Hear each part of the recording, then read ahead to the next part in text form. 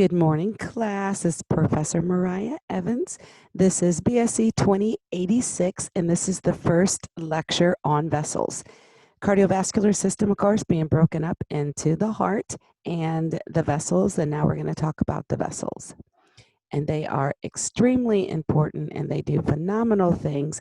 Obviously, they are the conduit for which blood is supplied to every tissue in the body. And then, of course, return back to the heart so it can go to the lungs and become oxygen rich again. And this should sound familiar because we've already done the blood chapter. So blood vessels, right, are this whole delivery system, dynamic structures, right, begin and end at the heart because, again, the heart is what's pumping the blood. It does work with the lymphatic system. The next exam is going to be vessels in the lymphatic system. Arteries always carry blood away from the heart. So arteries always carry blood away from the heart. Arteries always carry blood away from the heart. And it's almost always oxygen rich, but not all arteries are carrying oxygen rich blood.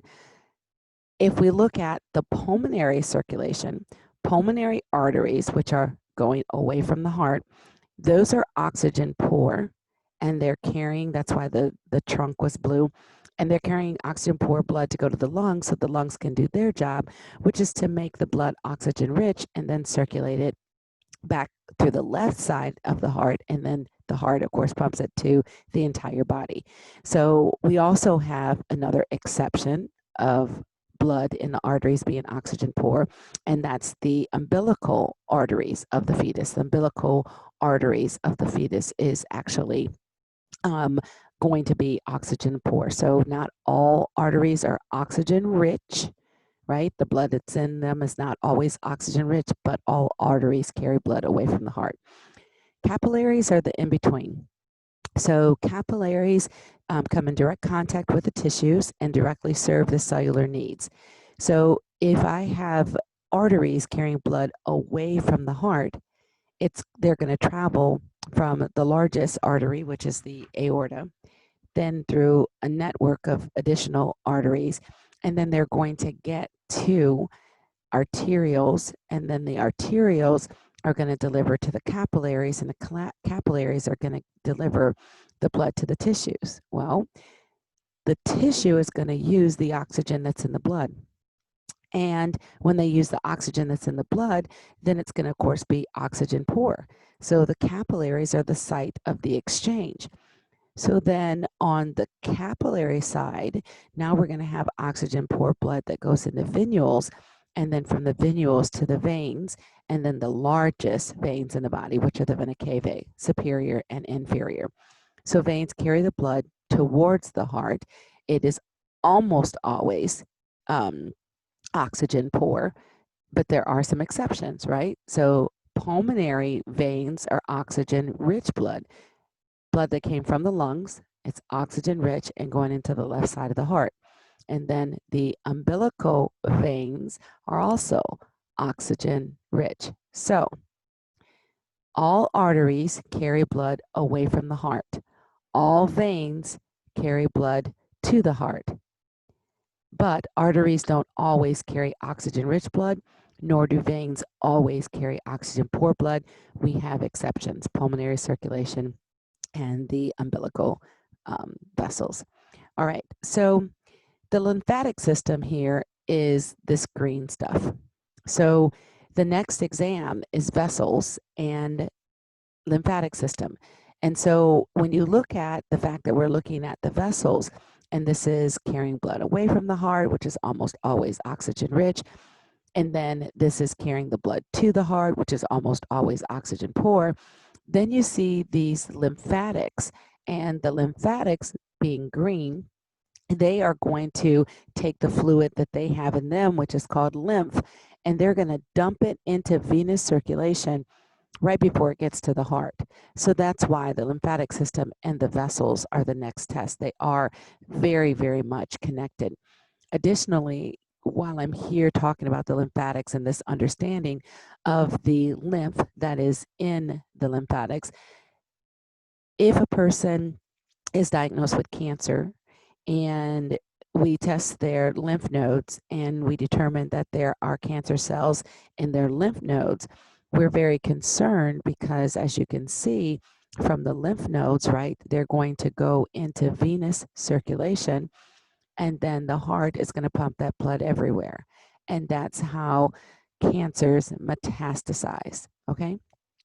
Now, when we look at the structure of a blood vessel, you are going to see that we have 3 layers. So it's easy because intima is like inside, media is in the middle, and then externa is on the outside. So these layers or tunics are tunica intima, and the blood is going to be touching that directly.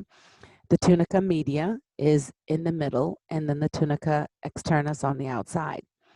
Now, capillaries are so thin and so small. All they have on the inside of them is endothelium. That's the lining of the inside of capillaries. Now, no lie, tunica intima, intimate contact with the blood, right? So it's on the inside. Tunica media, the middle layer, and this middle layer is composed of mostly smooth muscle and then sheets of elastin. Now, hopefully this makes sense to you. Smooth muscle, because our vessels can and do contract. Then we have elastin because they do stretch, right? So they're under sympathetic vasomotor control. So sympathetic nervous system, as you guys know, is part of the autonomic nervous system. And this is during the extreme conditions when the sympathetic nervous system is going to be elicited. And you've learned that, of course, in 2086. Then we have the tunica externa, and of course that's external, so the most outside part of it.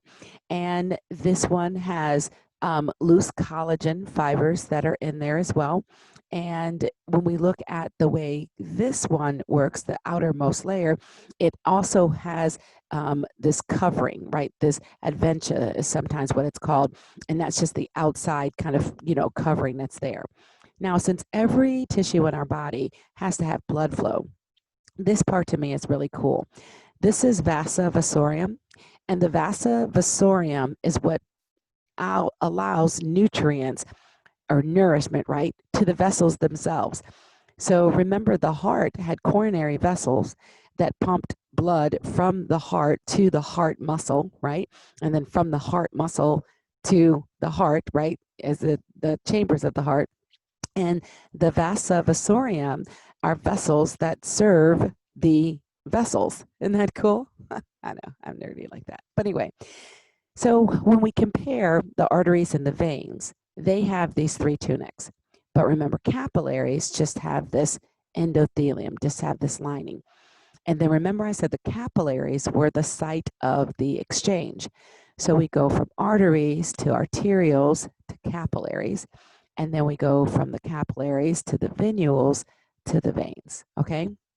Now, if you look at the smooth muscle that is part of the artery compared to the smooth muscle layer here, and there are, several layers of smooth muscle, but this layer right here, you'll see that the smooth muscle in arteries is thicker than the smooth muscle in veins. And the reason why is because arteries are coming off the pump, right? The heart is the pump. And so they have more muscle there, and they control, right, the force of the blood that's coming from the heart because they're coming directly from the pump. So they are more muscular. As a matter of fact, arteries are divided into 2 types of arteries. And we'll talk about in just a second. But elastin, the ones that stretch, and then the muscular ones. But we'll get there in just a second. Oh, like right now. Okay, so so here's that muscle, right? Smooth muscle. So when we look at arteries, it does go from arteries to arterioles to the capillaries. But we do have the elastic artery, and the elastic artery has a lot of stretch in it. Then we have this muscular artery, a lot more muscle. So if this is the elastic tissue that's there, so nice little stretch. And then this one has less elastic tissue, but more muscle, hence the name muscular stretch. And then the arterial are the small veins, are small vessels that are headed into the capillaries. And so what happens is that there's high blood pressure coming directly off the heart. But as we get ready to go into the tiniest of the vessels, which are the capillaries, we have to decrease that pressure, else we'll rupture those capillaries. Now, we have the arterial. And so remember, we go from the arterioles into the capillaries, and then from the capillaries into the venule, venule, and then into the veins. Now, if you look at the lumen, which is the opening, the lumen of veins is much larger than the lumen of the arteries. And that's because, again, the arteries are coming off the heart, so they have a pump to help push the blood through the lumen. The veins are the return vessels. And so they are going mostly uphill, right? And they have a lot of resistance that they have to overcome. So having a large diameter in their lumen helps them overcome the resistance that they have. Now, the arteries, like I said and showed you in the picture, elastic arteries, the muscular arteries, and then the arterioles, all of these, of course, carrying blood away from the heart. The elastic arteries have a lot of what? Elastin? What? No way. They do a lot of stretching. Who knew? Yep. So elastic is found in all three of those tunics, but mostly in the media, but still a lot of elastic that's there. The elastic ones, act as pressure reserves and expand, stretch, and recoil as blood is ejected from the heart. So remember, the heart is the pump. These are coming right off the pump. Then the muscular ones are, ready? Have a lot of muscle. What? No way. Now, the type of muscle is smooth muscle. And that's important because smooth muscle, of course, is under autonomic control, right? Smooth muscle, autonomic control. And as a result of that, again, sympathetic nervous system controls the vessels' diameters. And then we have the arterioles, smallest of the arteries, and again, they lead directly into the capillaries. So they are very small and lead directly into the capillary beds, and that's a big deal. So they have low pressure because, again, if they had a lot of pressure, so the highest amount of pressure is coming off of the aorta, that's, of course, directly off the heart, and then the pressure declines as it gets into the arterioles, and then it's very low pressure in the capillaries. So the capillaries, like I said before, are the site of exchange. Whenever we look at color-coded vessels, the arteries are going to be almost always red because it's oxygen-rich blood, almost always oxygen-rich. And then the veins are going to be blue because it's almost always oxygen-poor. And the capillaries are purple because blue and red make purple, but that's the site of exchange. Parasites are spider-shaped stem cells that help stabilize the capillary walls because they're very, very, very, very thin. They also help with permeability, which is the ability for things to pass through the membrane of the capillaries because it is the site of exchange. So blood has to leave the capillaries and go into the tissue, right, and deliver oxygen-rich blood to the tissue. But then the capillaries also have to be able to receive the oxygen-poor blood that the tissues have used and carry it through venous circulation back to the heart so that the heart can take it, specifically the right side of the heart, can take it to the lungs, and the lungs can make it oxygen-rich. Okay, now there are three types of capillaries. Now, the function of the capillaries, like I said, is that exchange of gas, oxygen-rich, oxygen-poor, the exchange of nutrients, right? So to give the tissues nutrients, because that's what's flowing in the blood, but also to receive the waste. And then hormones, of course, flow through the blood so that hormones have a wide variety of tissues that they can be sent to because they travel through the blood, and the blood, of course, goes everywhere. Now, when we look at the three types of capillaries, the continuous capillaries are the most abundant ones. Now, all capillaries are permeable, right? Because it's the site of exchange. Things have to leave and come in. But we have continuous capillaries, and then we have fenestrated capillaries, and then we have the sinusoidal capillaries. So three types of capillaries. For the exam, of course, you're going to have to know the difference between them. The sinusoidal capillaries are the most permeable of all of the capillaries. Then the fenestrated capillaries have fenestrations, which are pores, and so those are very permeable, but less permeable than the sinusoidal ones, and more permeable than the continuous ones. Continuous capillaries are the least permeable of the three, but again, all three types of capillaries are, of course, permeable. So these are the continuous ones. These are the most abundant ones, right? They are, we have a lot of them in the skin, and the skin is the largest organ that we have. So continuous capillaries are the most abundant because they're in the skin and then the muscles, lungs, et cetera, et cetera. So the continuous ones. Oh, just so I can help you with pictures and understanding what I said earlier about their permeability. So this is the continuous capillary, right? And this is the lumen, which is the opening, and this is a red blood cell that's going through there. So it's large enough for one blood cell to go through at a time. These right here are these intercellular clefts, and this right here is a tight junction. So tight junctions, you learned about this in the integumentary system, which is chapter 5 of 2085.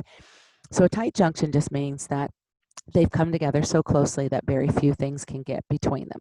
So these intercellular clefts are really small, and then we have tight junctions. So they're permeable, but not as permeable as capillaries that have holes in them, right? So these are the fenestrated capillaries. Again, here's the lumen, right? And so fenestrated capillaries have these additional pores in them, and then they have intercellular clefts that are a little bit larger than what we saw in the continuous ones, okay? Then we have these things. When you look at this, you're like, oh, wait a minute now. So look at how large the fenestrations are. Look how large the lumen is. And then look at how large the intercellular clefts are. So this one, which is the sinusoidal one, this is the most permeable capillary. That's because it has big holes, a larger lumen, the fenestrations holes, a larger lumen, and then it has these huge cellular, intercellular clefts so things can get between them. So 3 types of capillaries. Make sure you know which one's the most permeable. Fenestrations, of course, are holes, and then this one is fenestrated and has large clefts in it and has a larger lumen. All right, so when we look at the capillary beds, like I said, it's the site of exchange, right? So it's between the arterioles, right, coming away from the heart, and the venules going back to the heart, right? Venous circulation is going to the heart. So the capillary beds consist of 2 types of vessels that are there. We have the vascular shunt and we have the true capillaries. Now, the vascular shunt is exactly what it sounds like. It's a shunt. So you know if something is closed and you have to shunt away from it to still get to, you know, in this case, the desired endpoint. So true capillaries are the site of exchange. And this is where we're going to see like that purple, right, that we talked about. This is the site of exchange. So with the metarterial thoroughfare, that's another channel that is associated with this vascular shunt. You have to understand that we have these, and I love sphincters. So we have these sphincters that are in the capillaries. And when the sphincter is closed, right, when the sphincter is closed, blood has to be, you guys ready? Shunted, right? So it's shunted through the metarterial thoroughfare. When those sphincters are open, then the exchange is going to take place through the true capillaries. And I'll show it to you in a picture. So these are the arterial end, right? This is the venous end. This is, of course, the site of exchange. So remember I told you that it would be in purple. So it says here that when the sphincters are open, like exactly what I said, the blood is going to flow through the true capillaries, right? So then that, of course, means that if these sphincters are closed, then that means that blood is going to take an alternative route. It's going to be shunted, right, through the metarterial and thoroughfare channel. Why? Because it's going to be closed off from the true capillaries. And then the next picture shows what happens again, when the sphincters are open, and then when the sphincters are closed. When the sphincters are closed, right, we have to go through the med arterial. So open, they go through the true capillaries, and then if the sphincters are closed, then they bypass the true capillaries, and instead they go through the thoroughfare. So medarterial, thoroughfare. Medarterial is on the arterial side, of course, and then the thoroughfare, as you can see, is on the venous side. So this is how they are shunted through. Isn't that neat? All right. Now, once we leave the venules, we're going to the veins, right? And all veins carry blood towards the heart. So the venules, of course, are coming right off of the capillary beds, and then we have them going into the veins. And then, like I said, when we talked about the layers of the vessels in general, the veins have all three of those vessels as well. The intima, right, is the most inside, the media, which is in the middle, and then the externa, right, is exactly the same three tunics that we saw in arteries, but they're a little bit different, right? It's because, again, arteries are coming directly off the pump. And as they come directly off the pump, they are, they come in contact with the most force, right? Coming right off the pump. The veins, like I said, have a larger lumen, and that's because they are carrying blood back to the heart, and most of that is uphill, right? And so the larger lumen helps them with the resistance. Now, veins are also considered to be capacitance vessels because they contain anywhere between 60 and 65% of the blood supply. Now, here they say 65, but in a pie chart, they're going to say 60. So I tell you 60 to 65%. If there's going to be a range on the exam, it'll say 60 or 65%. If there's just going to be one number, it could be 60 or it could be 65%. So just, don't get so, bogged down about the specifics, between 60 and 65%. So in this picture, it looks like the lumen of this artery is larger, but veins are a little bit more floppy. Remember, they don't have as much smooth muscle in them as we saw in the arteries. So I believe that if we had opened this up, and stretched it open so that you could see that this lumen would be larger. It doesn't appear that way, but the lumen of veins is larger, and the reason why is to help with the resistance, right? Because veins are going basically against the grain, right? They're going upwards, most of them. So this is what I meant by the 60% here in this little pie chart. So veins, like I said, are considered to be capacitance vessels. Anywhere between 60 and 65% of the blood is in them, and the arteries and arterioles about 15%. The pulmonary blood vessels, of course, which you guys know are going to and from the lungs, 12% of the blood is in them. The heart itself, right, which is about the size of an average man's fist, 8% of the blood is in the heart at any given time, and then 5% is in the capillaries, okay? Now, veins, again, are a little bit different than the arteries, and they have the larger lumens, so I said that already, right, the larger diameter lumens, but they also have valves in them. And the valves are to prevent backflow because, again, they are returning blood to the heart. And that means all the lower part of this body, right, is traveling upward. The blood's traveling upward. And so valves do what valves do. And we know that the valves of the heart prevented backflow. So the valves of the veins also prevent, guess what? Backflow. Anyway, then we have the venous sinuses, and these are flattened veins with extremely thin walls, and the coronary sinus, which drained the oxygen poor blood from the heart to go to the heart, right? The coronary sinus of the heart, and then there's the dural sinus of the brain. All right, so some abnormalities, some imbalances, some things that aren't supposed to happen. Varicose veins, those are not normal. A lot of people have them, so even though they're not normal, they are very common. Dilated and painful veins, and it's used to the leaky valves, right? So veins have those valves.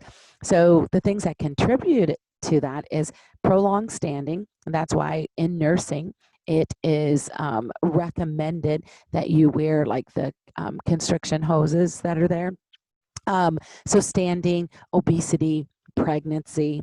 So the blood pools in those lower limbs, so the legs are very subject to, obviously, varicose veins, weakening valves, and of course, more than 15% of adults have that. So relatively common in, again, people who stand for a long time or obese or pregnancy. So 15% of them have them.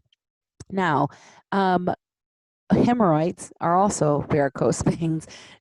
So they're varicosities in the anal veins, and those are called hemorrhoids. Now, how do you get hemorrhoids? Straining to deliver a baby or straining to have a bowel movement that puts the pressure on those vessels and results in hemorrhoids.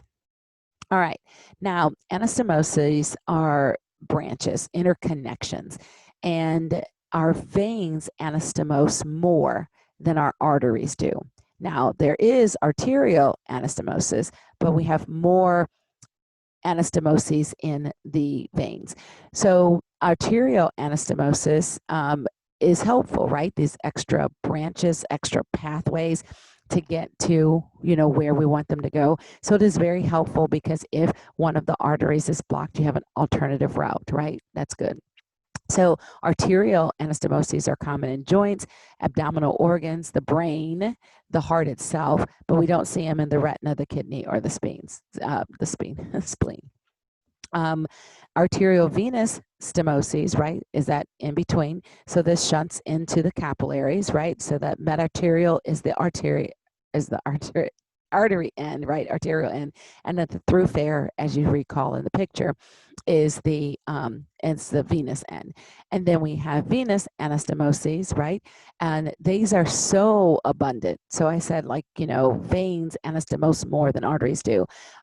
These are so abundant that we rarely ever have a blocked vein, right?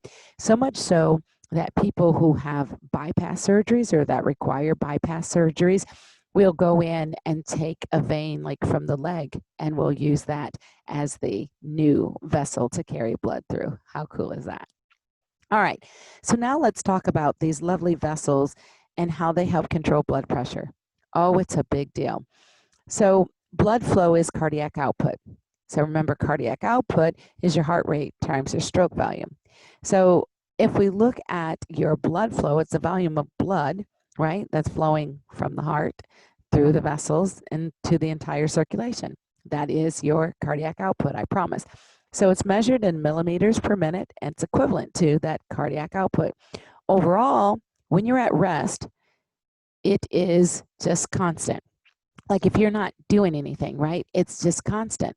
But I know that there are times when we do things like exercise, what? Or there are times when we may be under emotional distress, or there may be times where someone has, scared us. So the fight or flight, exercise, embarrassment, excitement. Remember those E activities from 2085? When those things happen, we're going to have an increased blood flow, right? So remember, the sympathetic nervous system is going to increase your heart rate. Thus, it's going to increase your, ready, cardiac output, which means it increases blood flow. What? No way. Who knew? You know now. Anyway, if you are obviously doing exercise, right, we have to get increased blood to the skeletal muscle because that's what's doing the work, right? So when you're at rest, your cardiac output or your blood flow, right, is constant. But it does have to meet the needs of the body, right? So it depends on what you're doing. Now, you probably had your blood pressure taken at least once in your life. If we were face-to-face like we were supposed to be, we would have been doing a blood pressure lab as part of our cardiovascular unit. You would have teamed up and you would have taken each other's blood pressure the old-fashioned way. And I love to say that, the old-fashioned way, because now in the hospitals, everything is automated. And sometimes people forget, how to do things, ready? The old-fashioned way. But anyway, your blood pressure is expressed in millimeters per mercury. So that Hg, of course, stands for mercury. It's measured as systemic arterial blood pressure, and we measure it from a large artery that's coming off the heart, but close to the heart. It's the brachial artery is the one that we most often use. The pressure gradient provides the driving force, right? The force of blood that's coming off the heart, traveling through the arteries, right? To get to, of course, all the tissues. Now, some things that you have to understand. I've already mentioned that the lumen of the veins is larger than the lumen of the arteries. And I mentioned it and I said because it's going to help the veins overcome, ready, the resistance. So resistance is opposing the blood flow. So if it's opposing the blood flow, then we have to compensate for it, right?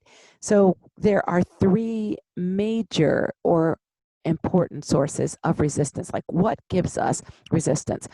Your blood's viscosity. If your blood is thick, like smokers, right, that causes their blood to get thick. So smokers have an increased chance of cardiovascular incidences, that's heart attacks and or strokes. So the viscosity or the thickness of the blood, the thicker the blood, the more resistance there is, the harder it is to get through the vessel. The total blood vessel length, the longer the vessel is, the more resistance there is. And then, lo and behold, the blood vessel's diameter. So that bottom one is huge because we're going to regulate blood pressure by changing the diameter of the vessel. So again, veins have a larger lumen, right? Their diameter is larger, and that's to help compensate for resistance. So then if the diameter was smaller, then there would be more resistance, meaning it would be more difficult to get blood to flow through there, right? Because resistance opposes flow. All right, so everything that I just said, I promise, and that slide's going to come up in the next ones. So the thickness of blood is its viscosity. So the more viscous it is, the more difficult it is to get through there. So more viscous, more resistance. Total blood vessel length, like I said, the longer the vessel is, the more resistance it encounters. Then the diameter, smaller diameter, more resistance. Larger diameter, less resistance. So that's extremely important. Resistance varies inversely with the fourth power of the vessel's radius. So that means that changing the vessel's diameter does have a great increase in the resistance. So if the radius increases, then the resistance, of course, decreases. And if the radius is doubled, resistance drops to 1/16. So that's kind of cool. Let's see, obviously small diameter, of course, more resistance that we have there. We have abrupt changes in vessel diameter or obstacles like fatty plaques. If a person is diagnosed with atherosclerosis, that means that unfortunately there's a lot of force that needs to be applied to get blood to pump through that vessel. And as a result of that, the person has, wait for it, high blood pressure. What? And of course, running high blood pressure puts you at risk for cardiovascular incidences, heart attacks, strokes. Okay. Now, when we look at flow and the pressure gradient, they have a directly proportional relationship. So increase flow and then increase pressure, right? So if I increase the pressure, I will increase the flow. But it's inversely proportional to resistance, which means if I increase resistance, I will decrease flow, right? Because resistance, remember, opposes the flow. And don't forget, of course, that flow is cardiac output, okay? So resistance then is the most important influencing factor for how we get blood to flow. And the number one way for us to alter flow is to alter the blood vessel's diameter. So if we vasodilate, the diameter gets larger. And if we vasoconstrict, then the vessel's diameter gets smaller. So vasodilate, vasoconstrict. These are important to understand. This is the number one way to affect flow, and these can contribute to blood pressure. So we can help control blood pressure locally and systemically by changing the diameter of vessels. It's going to come up in this lecture, meaning between part 1 and part 2, this diameter of vessels. It's going to come up in this lecture like 6 times, you guys. It's just that important. All right, so systemic pressure, right? The pumping action of the heart generates, of course, the blood's flow to every tissue in the body. Pressure results when flow is opposed by resistance. So the more resistance there is, right, then the more pressure, because we just talked about them being, you know, um, uh, proportional.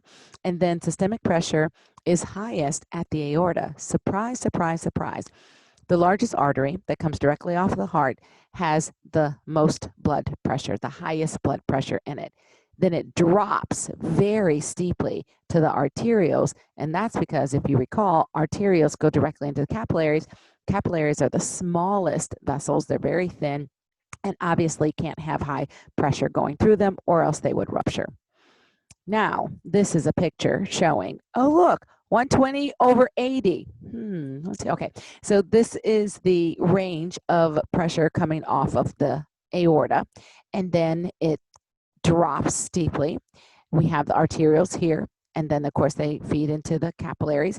Then we have the venules, then we have the veins, and then it says here that the blood pressure and the vena cava happen to be 0. And the vena cava, because there's 2 of them, remember, the superior vena cava and the inferior vena cava, the blood pressure is 0. Now, in your head, you'd be thinking, right, or should be thinking, well, why is that? Why would it be 0? And the answer to that question is because the veins are at the very end of the return, right? We're coming off of the heart in the arteries, and then the veins are going into the heart, but we get to the vena cava, which are the last veins that feed directly into the right atrium, and the blood pressure there is 0. We're at the end of that entire pathway when we get to the vena cava. That's why the blood pressure is 0. How cool is that? All right, so arterial blood pressure is pulsatal. That means that you can feel a pulse in your arteries, but I think you know that, right? We can check your pulse at your wrist, right? That's your radial artery when we do that. You can check your pulse in your neck. I think most people know that that's the carotid arteries.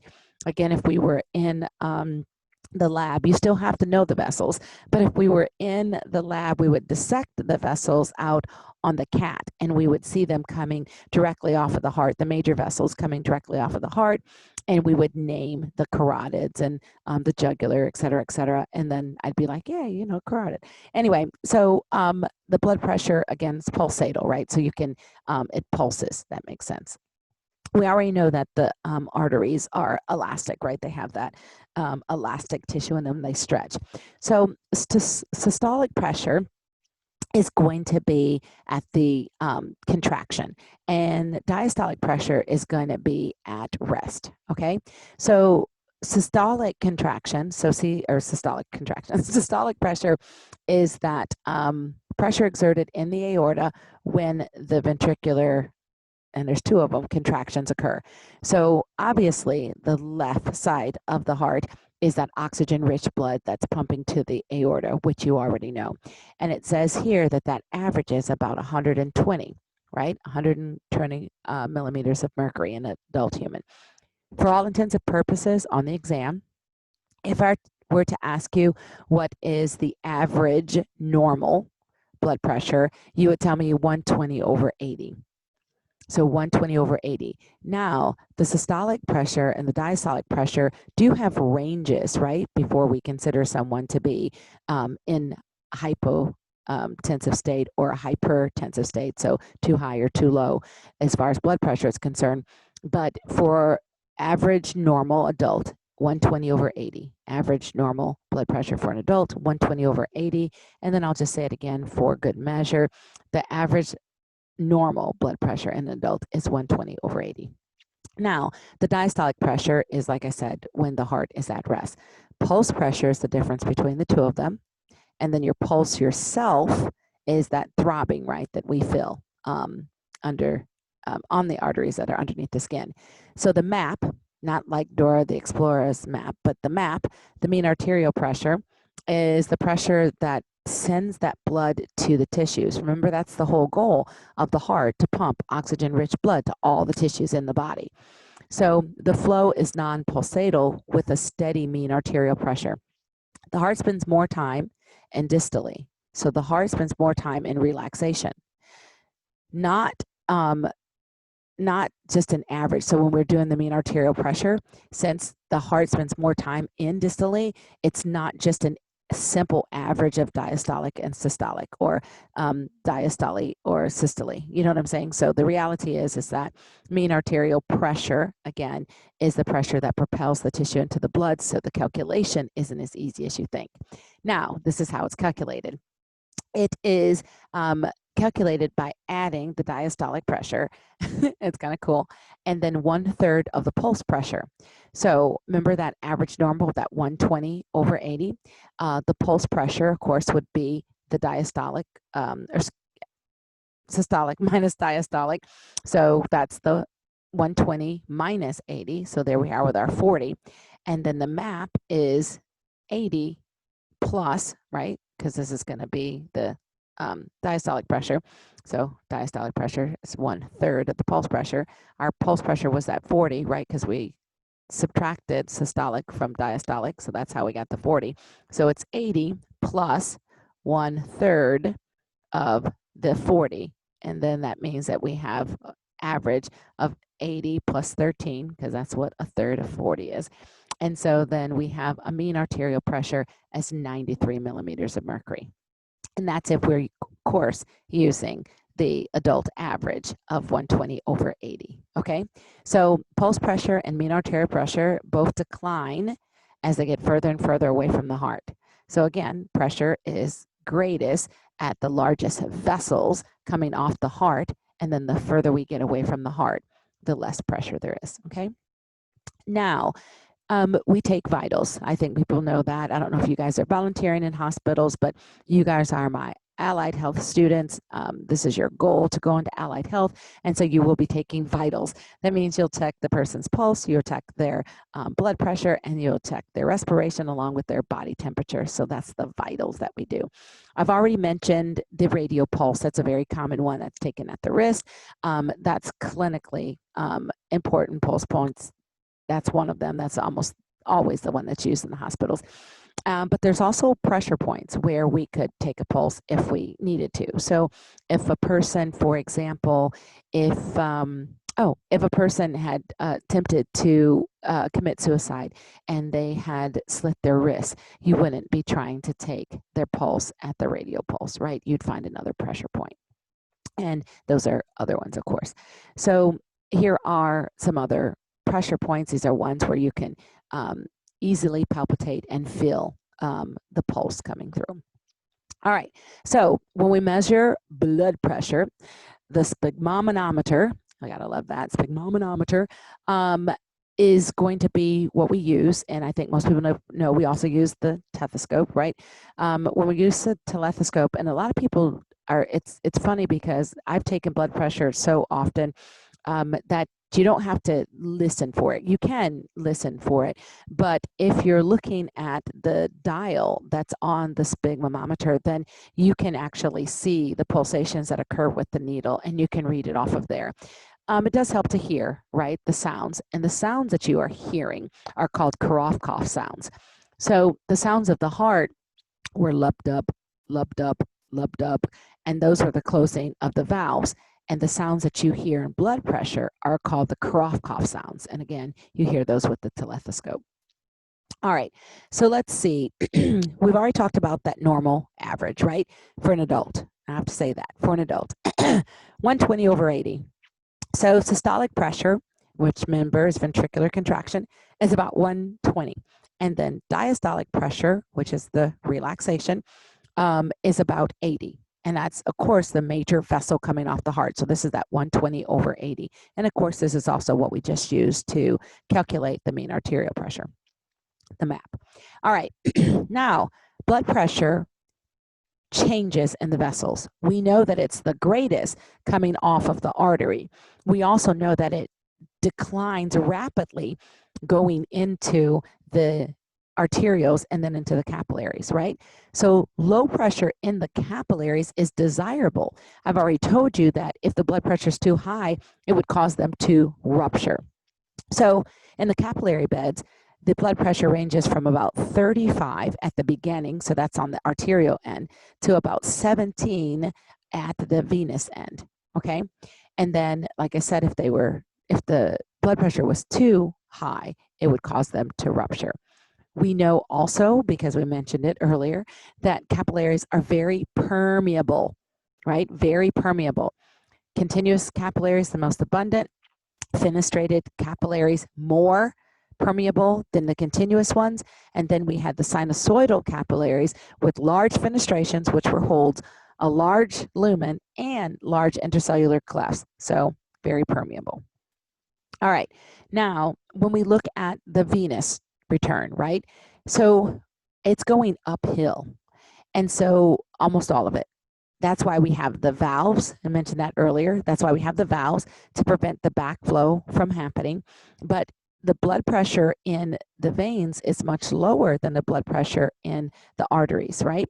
So if a vein is cut, the low pressure of the venous system causes blood to flow out nice and smooth. But if you nick an artery, right? Arteries are coming off the heart, arteries are coming off the pump. If you nick an artery, blood spurts out because the pressure is so high. So I know you guys have seen like those shows where they're really gory and someone, slices someone's neck and blood just gushes out like that. All right, so low pressure is, and this is in the veins, is due to cumulative effects. We have all this resistance. The longer the vessel is, remember, the more resistance there is. And then it's not coming directly off the heart, it's on its way to the heart, so it's mostly traveling upwards. Now, things that aid us in getting that blood in the veins up to the heart: muscular pump, the respiratory pump, and lo and behold, the sympathetic nervous system's control of vessels. So the muscular pump just means that, when you're doing cardiac exercises, you actually increase venous return. That means you're increasing the blood flow of oxygen poor blood to the heart so that it can go to the lungs and get rich because you're utilizing, right, more blood. So when the muscles contract, they actually milk the vessel. It kind of, squeezes it upward. And then the valves that are in those veins help prevent that backflow. Then the respiratory pump, so remember I'm saying cardiovascular exercise, right? So the respiratory pump actually helps push blood towards the heart, squeezing the abdominal veins and the thoracic veins. And that allows them to, again, help push the blood upward. And then we have sympathetic venous constriction. Excuse me. Venous constriction. And all that means, of course, is sympathetic control, but a smooth muscle constricts, pushing blood towards the heart. So those are the three factors that aid us in getting blood back to the heart because we don't have the pump, right, like the arteries do. So this is a picture of the milking action that takes place with the muscles. So they're squeezing the blood up there, muscular pump, and then these are the valves. So again, once it pushes the blood up, then this valve will prevent the backflow from happening. And then when we look at things that regulate your blood pressure, I've already told you the easiest way to regulate your blood pressure is to alter the diameter of the vessels, right? So maintaining blood pressure requires cooperation of the heart, the blood vessels themselves, and the kidneys, and of course the brain, right, supervises everything. So the three main factors that regulate your blood pressure are cardiac output. Wait, what? Cardiac output, ready? Heart rate times stroke volume. Anything that increases my heart rate will increase my cardiac output, which would increase my blood pressure. Ding, ding, ding. Anything that increases my stroke volume would increase my, ready? Cardiac output, which would increase my pressure. What? No way. Then we have the peripheral resistance, right? So the more resistance there is, the more pressure is needed, right? Because we have to get past the resistance. And then the blood volume, the amount of blood that's there has a direct effect on blood pressure.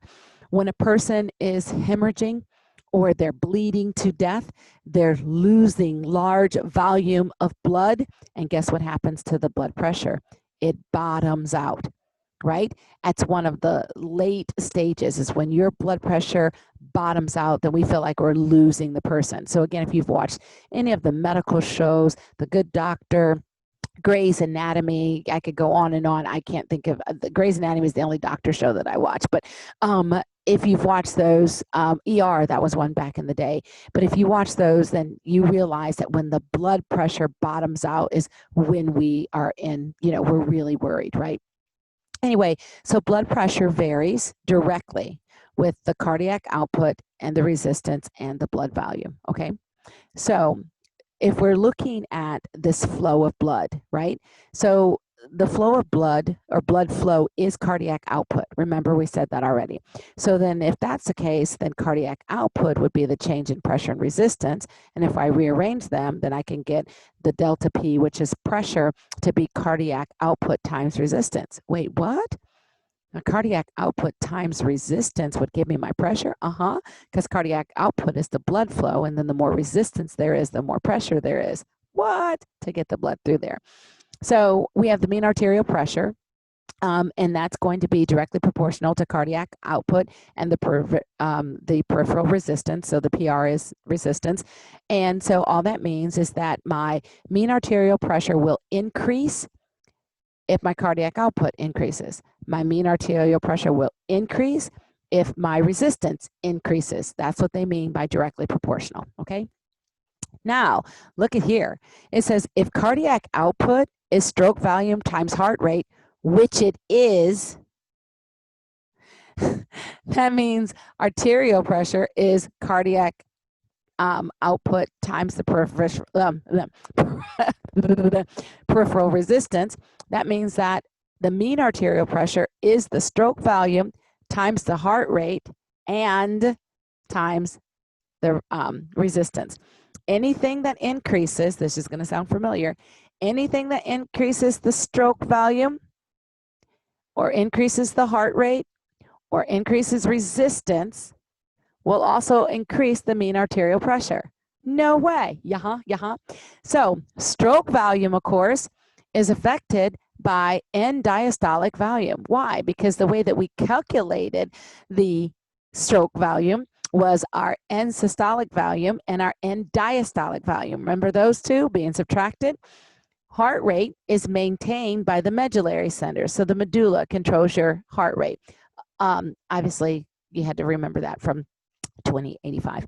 Anyway, and the hypothalamus as well. Remember, the medulla had overlapping functions with the hypothalamus, and one of those was cardiovascular, so heart rate, and the other one was respiratory. But anyway, and then the R, of course, is that resistance, and it's affected by, guess what? The vessel's diameter.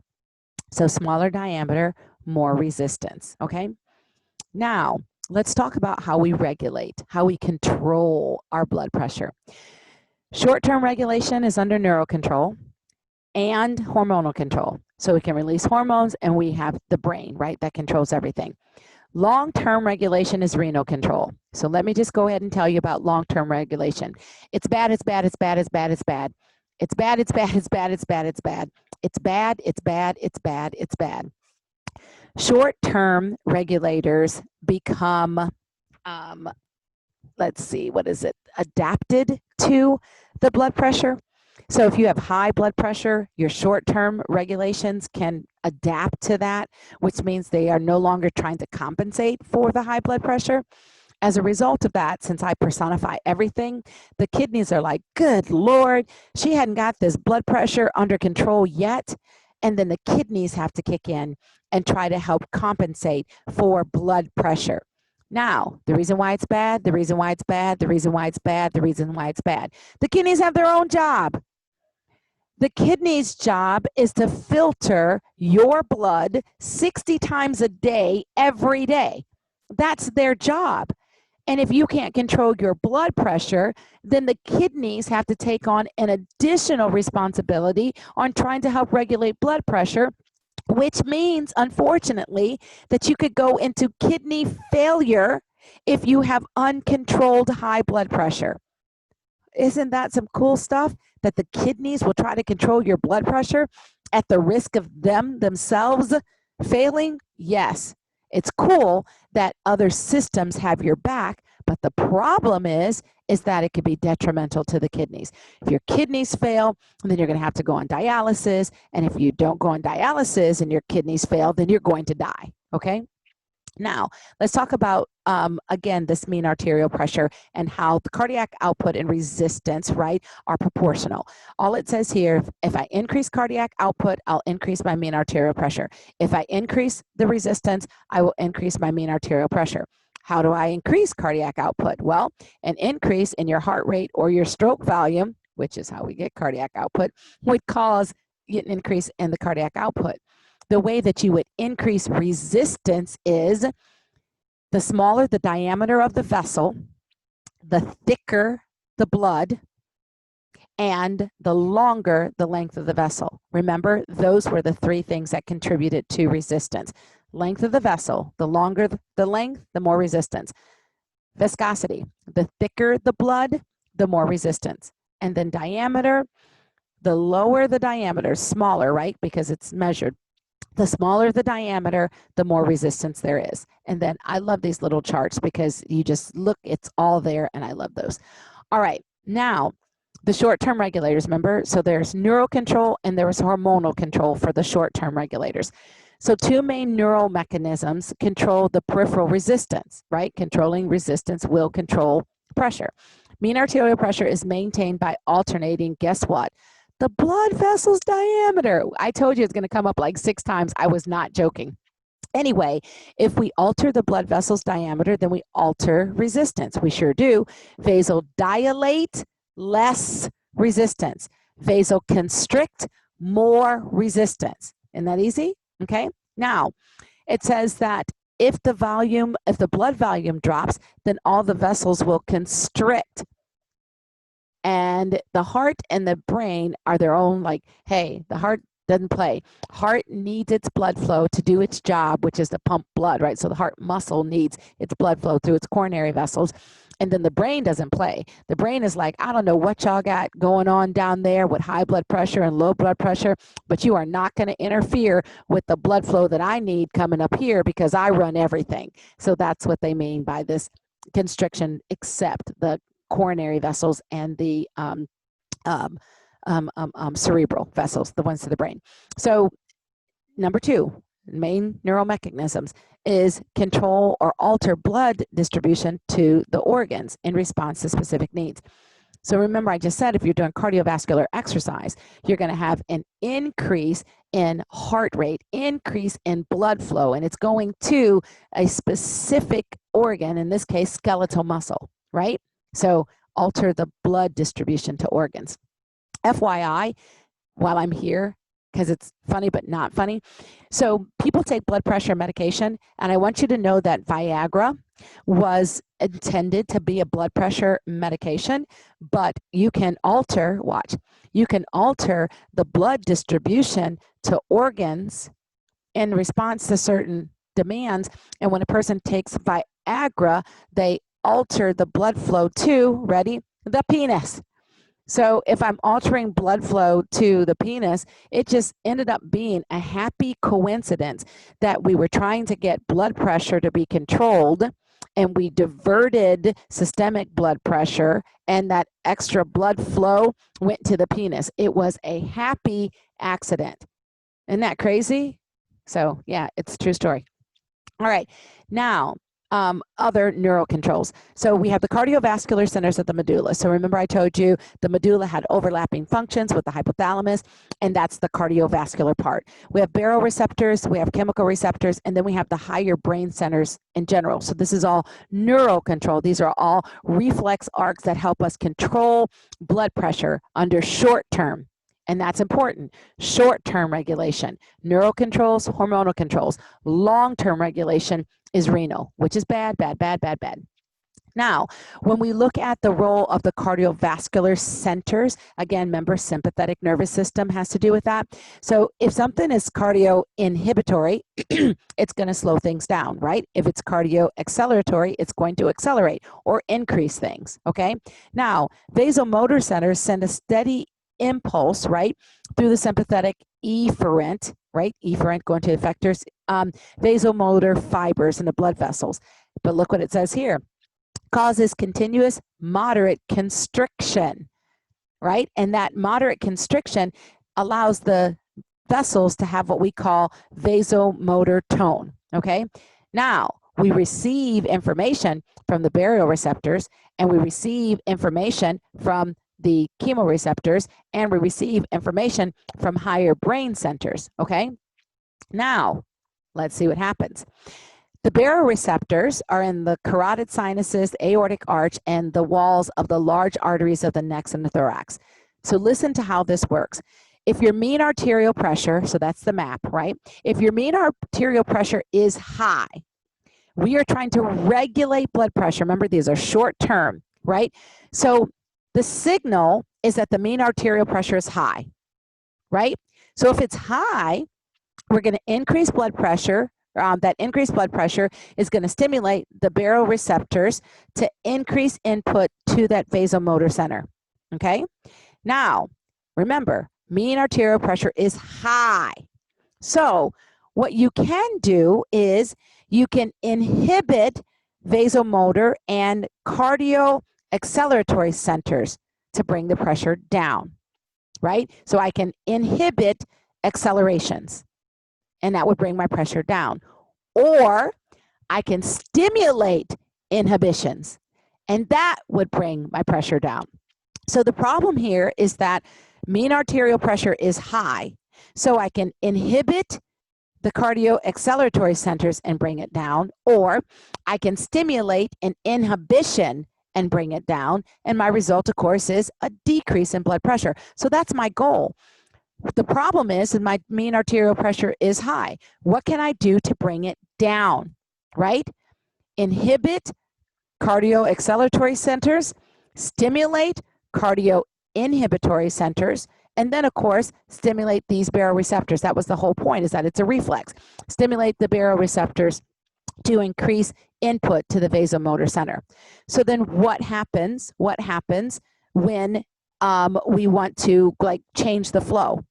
Vasodilation. So remember I told you that the number one way to help regulate blood pressure was going to be to change the diameter of the vessels. So when we have the resulting decrease in blood pressure, it's going to be due to two mechanisms. Vasodilation, right? Because if I have a vessel that's well dilated, that means I don't have to work as hard to get the blood to flow through it. So that's going to decrease the pressure. The arteriolar vasodilation, again, dilation is going to do what? Reduce resistance. And if I reduce resistance, I'm reducing pressure. Mean arterial map, or the mean arterial pressure then falls. And then venodilation, veins, right? That shifts blood to the venous reserves, decreasing venous return and the cardiac output. So let's go back and talk about what the problem is. The problem is that we are trying to regulate blood pressure.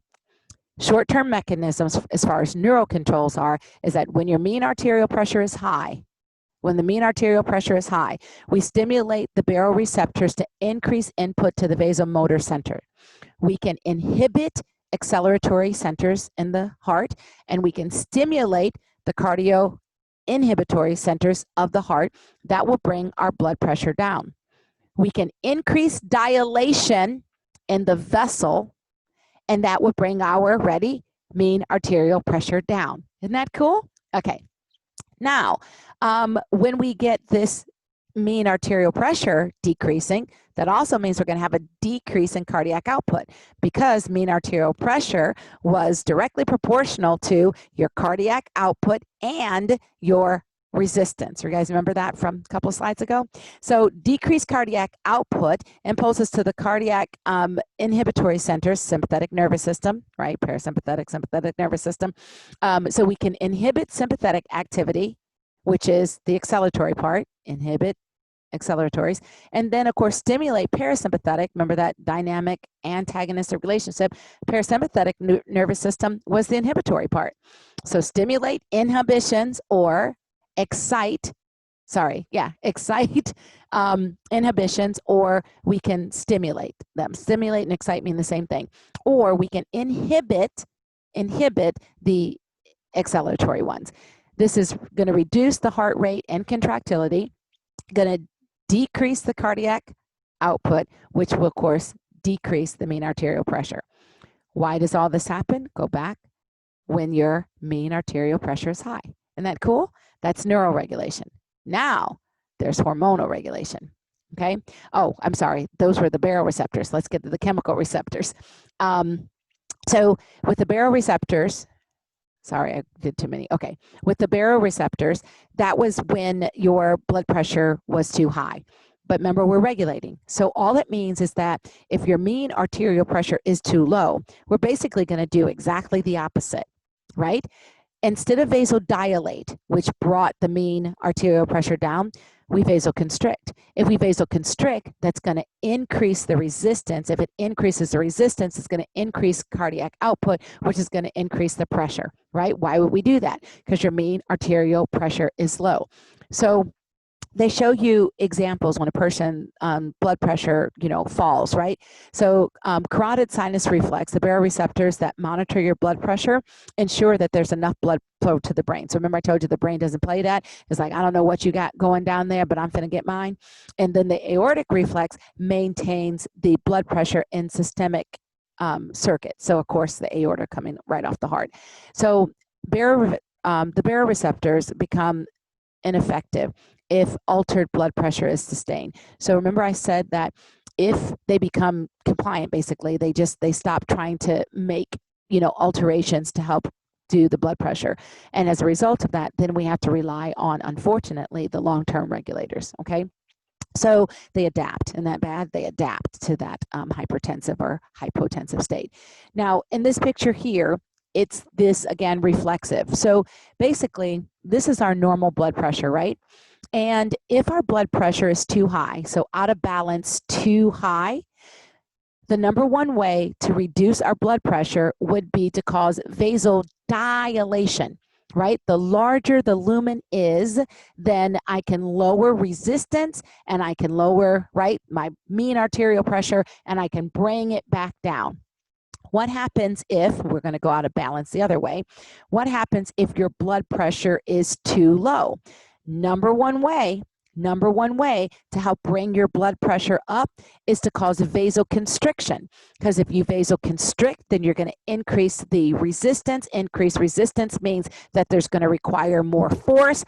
And so then you increase your cardiac output, you increase your resistance, and you bring your blood pressure back up into normal. So again, number one way to regulate blood flow was changing the diameter, right, of the vessels. And then remember, blood flow is equivalent to cardiac output. Anything that affects cardiac output and resistance will also affect your mean arterial pressure. They're all directly proportional. I love this crap. All right, now let's talk about these chemical receptors, right? We're still under neural control. It's short-term regulation, and these are chemicals. I love this part because I can liken it to something that you absolutely know. So with the vasodilation and constriction, again, that's the number one way. You kind of understand that. Baroreceptors send a signal to the brain. It's under, sympathetic control. But these ones are cool because it is directly applicable to knowing that your blood is carrying oxygen, which is our necessary gas, right? We're aerobic. And it's also carrying carbon dioxide, which is our waste gas. And your blood pH is 7.4, and that means it's basic. And if your blood pH becomes acidic, you could go into cardiac arrest, okay? Now, listen to this. This is cool. The aortic arch and the large arteries of the neck can detect an increase in carbon dioxide. So that means an increase in your waste gas. That's a problem, by the way, because it's a waste gas. It can also detect a drop in your pH. pH is 7.4, so a drop in your pH, right, means that it's becoming acidic, like I just said. And then a drop in oxygen, you know, the gas that we need to be delivered to every single tissue in the body. So these are the chemicals that are going to try to alter or regulate your blood pressure. So I said before that if something is acceleratory, right, that means it's increasing. Inhibitory means it's slowing down. So when we have an increase in our waste gas, carbon dioxide, or a decrease in our oxygen, or a drop in our pH, we are going towards inhibitions. And as a result of that, we've got to compensate for the inhibition. And how do you think we do that? We signal acceleratory centers. Isn't that cool? So signaling the cardioacceleratory center is going to increase your cardiac output, so we can deliver more oxygen, because the problem was it was low oxygen, right?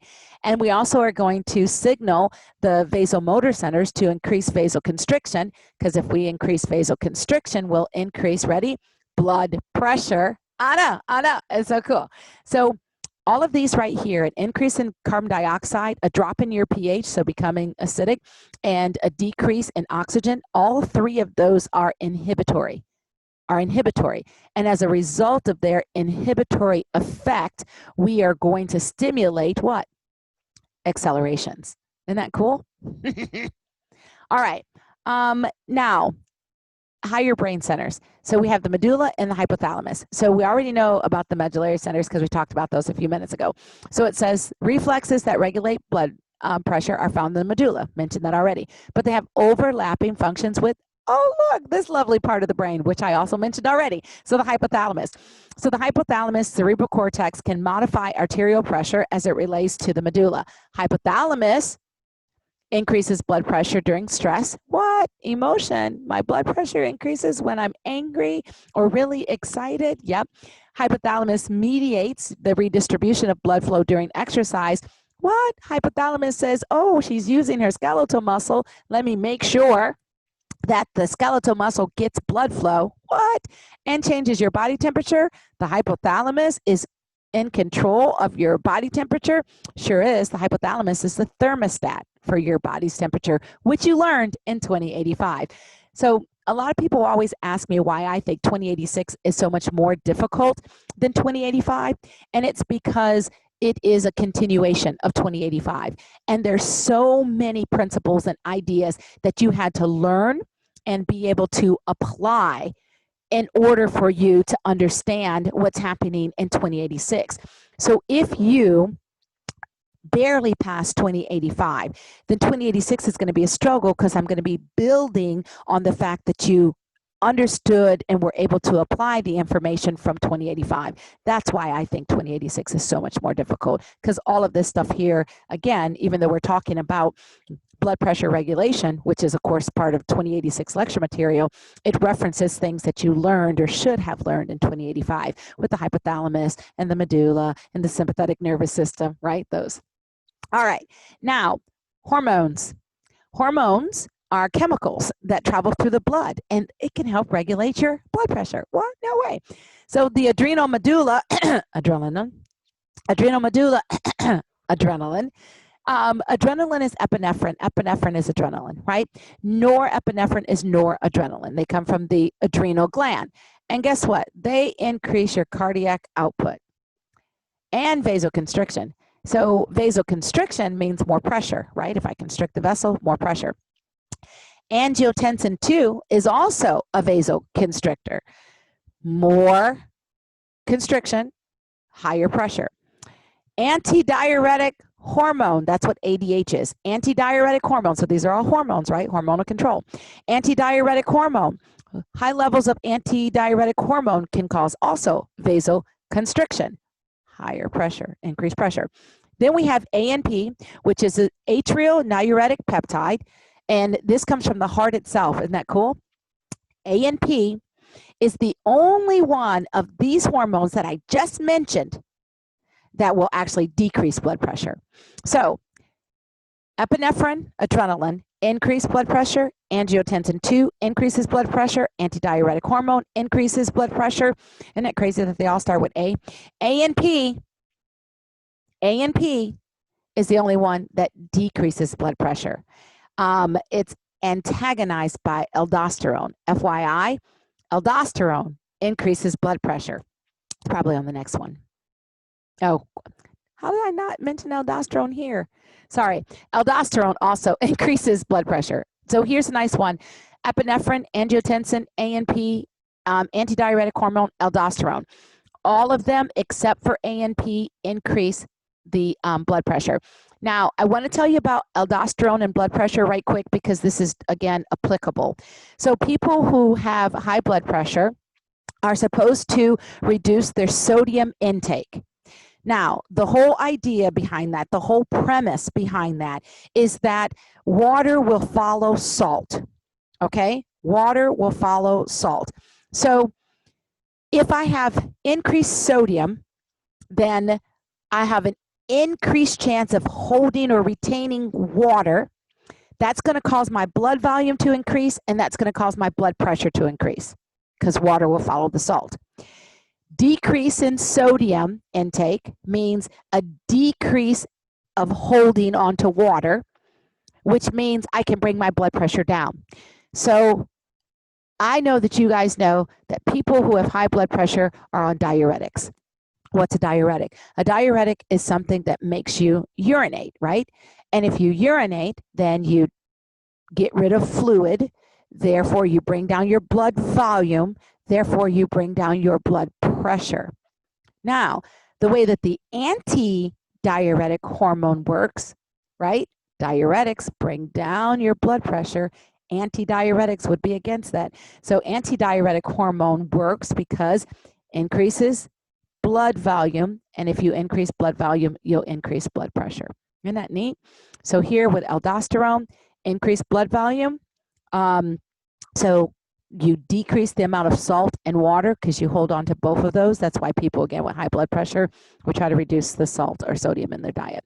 So this is really cool. Nice little chart with aldosterone, antidiuretic hormone, ANP, angiotensin, and then epinephrine. Okay, now, I've already told you this was bad, right? Bad. Now, what I just said a few minutes ago with the antidiuretic hormone and then taking diuretics is the urinating part, right? Well, surely you know that urine is formed in the kidneys. So when the short-term receptors fail because they do adapt to chronic high blood pressure or chronic low ones, so they adapt to hypotensive and hypertensive states, now we've got to find something else to try to regulate. So the baroreceptors did what they could. It was a short-term regulation, but now they have adapted to high blood pressure and they stopped trying to counter, right, that effect. So now we have long-term, and long-term is kidney, and that's bad. I'll say it again, long-term is kidney. Why is it bad? Because the kidneys have their own job. The kidneys are, again, filtering all the blood through your body 60 times a day, every single day, right? So that's their job, right? So here's the thing. The kidney's regulation of your blood pressure is still going to result in either a decrease in urine or an increase in urine, right? So fluid. It's either going to be direct or indirect. The direct mechanism is exactly what it sounds like. You are either going to piss a lot or you're going to hold on to water. And then the indirect mechanism goes through a bunch of steps. So let's look at the direct mechanism. Oh, look, hormones. So if I have high blood pressure, I'm going to tinkle a lot. So if I tinkle a lot, that's going to decrease my blood volume. And if I decrease my blood volume, I'll decrease my blood pressure. Okay, so tinkling a lot. So if I have increased blood pressure, that means I have increased blood volume. So I'm going to eliminate a lot of urine. If I lose a lot of urine, I'll bring my blood volume down and bring my blood pressure down. So decreased blood pressure, right? If my blood pressure is low, I'm going to hold on to water. If I hold on to water, then it'll increase my blood volume. And if I increase my blood volume, I'll increase my blood pressure. So blood volume causes kidneys to conserve water, and then your blood pressure will rise, right? That's direct. That's just simply the way it is. So this is the direct mechanism. The outcome here is an increase in mean arterial pressure because the problem here was low blood pressure. And what am I trying to do? Bring it back up. Now, this indirect method has all these lovely steps in here, right?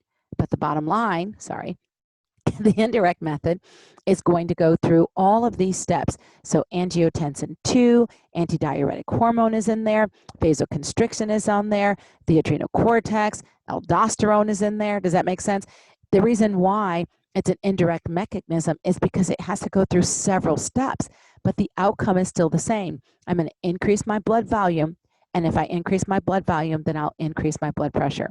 So I like this picture because they talk through all of them. They show you everything that's happening here. Sympathetic nervous system is going to cause vasoconstriction. Renin from the kidneys, increased renin from the kidneys causes the release of the angiotensin. Remember, angiotensin is also a potent vasoconstrictor. Then we get an increased release of antidiuretic hormone, which again, vasoconstriction. So all of these things aid in vasoconstriction. I love this one too. We get a signal from the hypothalamus that tells us that we're thirsty. And if you're thirsty, that means you're going to take in more water. And if you take in more water, then you're going to increase your blood volume, and increase in blood volume is going to increase your blood pressure.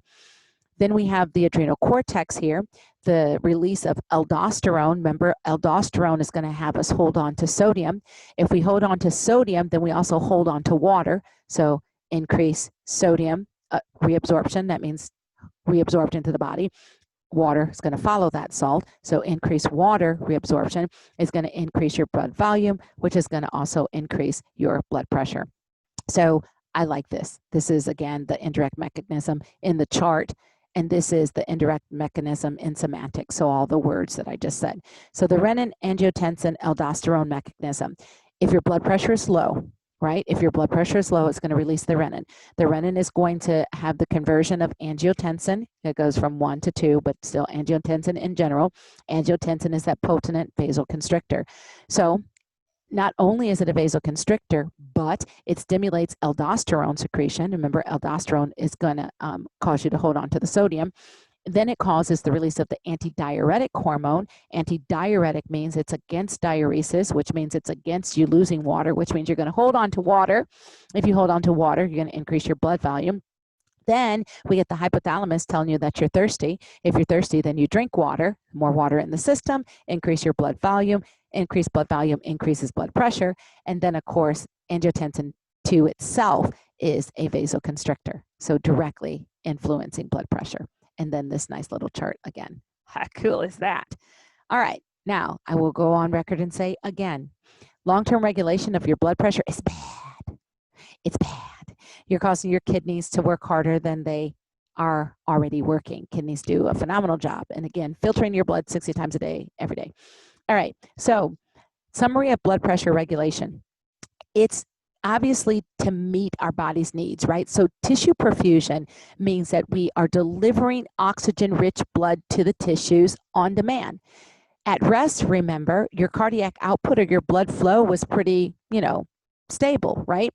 But if I'm doing cardiovascular exercise, or if I'm excited, or if I'm scared, or if I'm any of these other sympathetic controlled activities, then I'm going to need increased blood flow. And that's going to change the blood pressure, right? So the goal of blood pressure is to keep up with the body's needs. The goal of your blood pressure is to keep up with the body's needs. It meets the demands of the body, okay? Now, if blood pressure to the brain is too low, perfusion is inadequate and you'll lose consciousness. It's called syncope. It's called fainting. And, that's not normal. If blood pressure to the brain is too high, then a person could have a stroke, right? It would interfere with the cerebral vessels to the brain. You can have a stroke. So this is factors that increase the mean arterial pressure. And so increase muscular pump. So remember on that venous return, muscular pump and the respiratory pump, because you're doing like cardiovascular exercise, so you're breathing heavy and then you're using your muscles, that's going to increase your venous return. We have the one hormone that will decrease your mean arterial pressure, everything else increases it, is the ANP. So this, of course, a decreased release in ANP would increase your mean arterial pressure. An increase of ANP, excuse me, would decrease it. So ANP is the only hormone that actually decreases the blood pressure. All the rest of them that we talked about, increase, increase, increase, increase, increase. So hold on to salt, hold on to water, right? That's going to increase your mean arterial pressure. Increase your blood volume is going to increase your mean arterial pressure. Increase venous return, like when you're doing cardiovascular exercise, it's going to increase your mean arterial pressure.